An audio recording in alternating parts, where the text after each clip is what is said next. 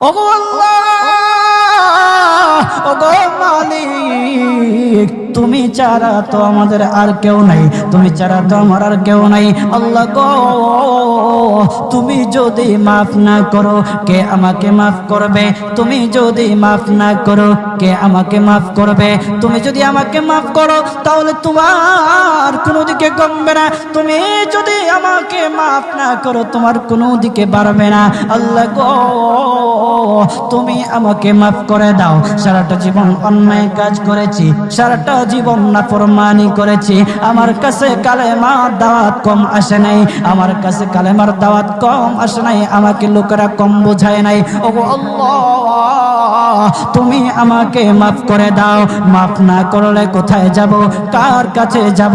বাবা যখন মারে তখন মার কাছে আশ্রয় নেওয়া যায়, মা যখন প্রহার করে তখন বাবার কাছে আশ্রয় নেওয়া যায়, বাবা মা যখন প্রহার করে তখন দুনিয়ার কারো না কারো কাছে আশ্রয় নেওয়া যায়। ওগো আল্লাহ, ওগো মালিক, তুমি যদি আমাকে মারো, তুমি যদি আমাকে আযাব দাও, ওগো আল্লাহ, কার কাছে যাব, কার কাছে গিয়া মাফ চাইবো? ওগো আল্লাহ, মেহেরবানি করে মাফ করে দাও।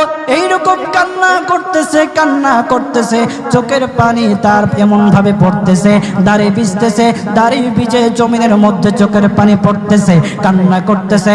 বান্দাটা কান্না করতে করতে করতে করতে আমার আল্লাহর কাছে এমন গ্রহণযোগ্যতা অর্জন করেছে, মহান আল্লাহ রব্বুল আলামিন তার ডাকে সাড়া দিয়া তার জিন্দেগির সব গুনাহ মাফ করে দিয়েছেন।